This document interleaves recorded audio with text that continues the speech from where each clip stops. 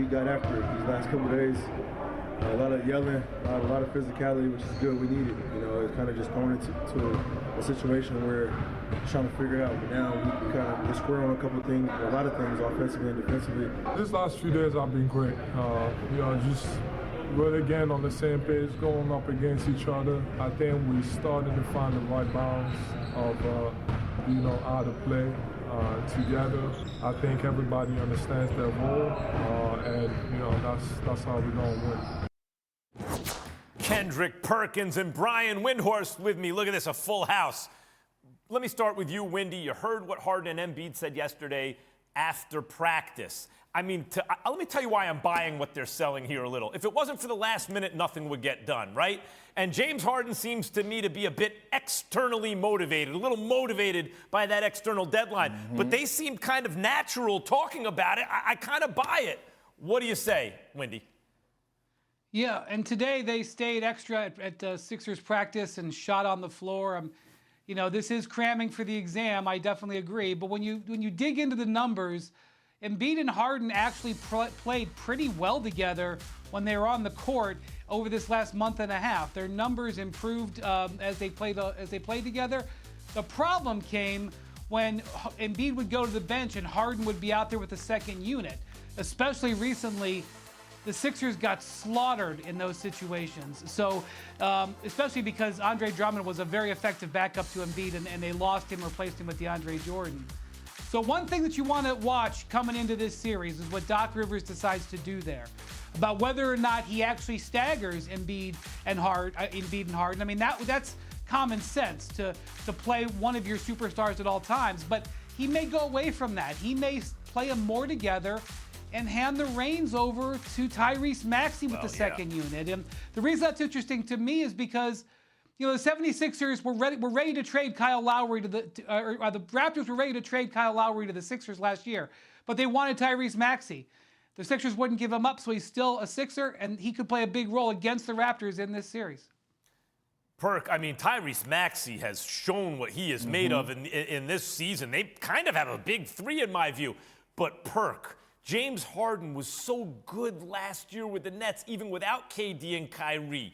He says he doesn't feel any pressure in these playoffs. First of all, what happened to James Harden? And secondly, what does he have to prove in these playoffs? Oh, he has everything to prove. I mean, just for the fact that he left KD and Kyrie, that's one thing. But the second thing is, you didn't go to Philly not to have pressure. It's almost like that Russell Westbrook take when he was like he had no expectations when arriving to the Lakers. No, James Harden, you have expectations, and it is pressure on you. In certain cities, in certain organizations, you can't get away with that type of talk. So at the end of the day, I think James Harden knows what he has to go out there and do. But the great part about it is that James Harden doesn't have to be the man. Oh, that's why you have Joel Embiid. So James Harden could be a little bit lesser version of himself from the Houston days, and Philadelphia still could be successful because you have Joel Embiid, the big Philly.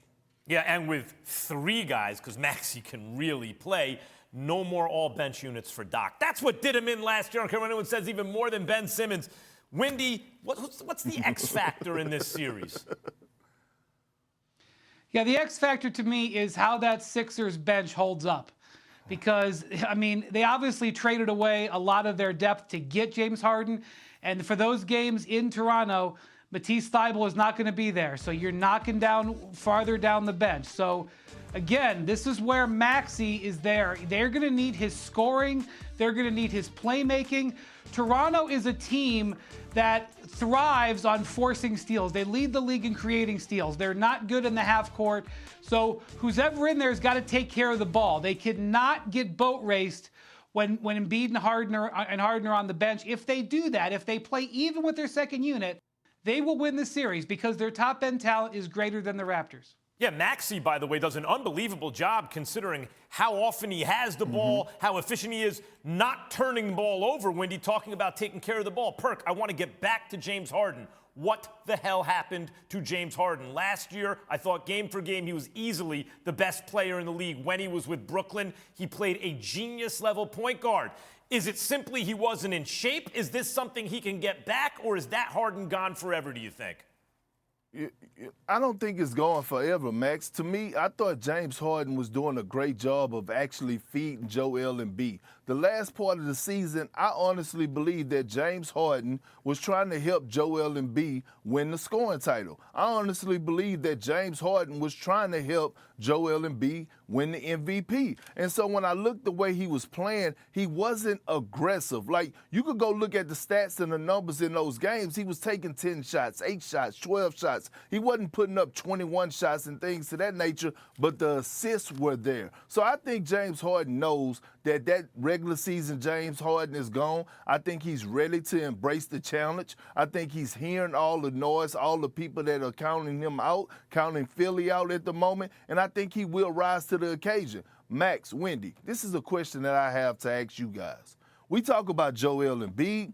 We talk about Tyrese Maxey. We talk about James Harden. It's another guy over there that is getting paid max lettuce, and Tobias Harris. We have to hold him accountable to some extent as well. He has to come out and produce this postseason and put up numbers. Where the hell has he been? Windy, quickly, because we're running short on time, but all Tobias has to be is a good fourth best offensive player on the team. He should be able to handle that, Windy. He's got to defend Pascal Siakam, too, which is a big ask. But, hey, listen, Perk, I know Harden was only taking 10 or 12 shots for this last few weeks, but he was missing 70% of them. So if he's ready to turn it on, I'd like to see him with some efficiency back. Yeah, and by the way, defending anyone is not – I mentioned this to a coach once. I won't say who. I said, Tobias Harris is at least versatile defensively. And the coach told me, yeah, he can't guard all 5 positions. Guys, thank you very much. Thanks for watching ESPN on YouTube. For live streaming sports and premium content, subscribe to ESPN+.